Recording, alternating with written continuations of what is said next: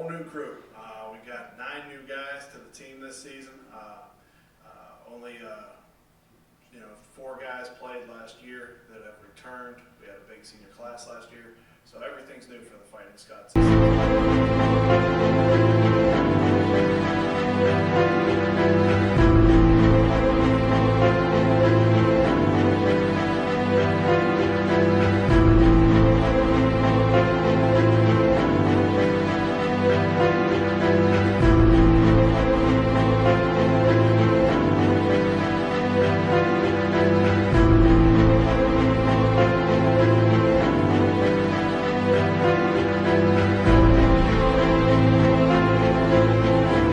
My expectations are that we're going to defend better, we're going to rebound the basketball better, and at times last year I don't think we played with enough passion and intensity.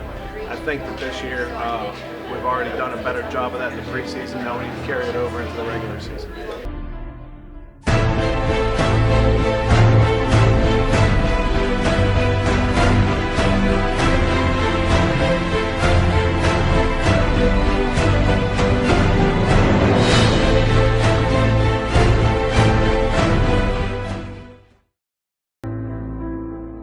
I'm hoping that we got some guys we can sneak up on here with.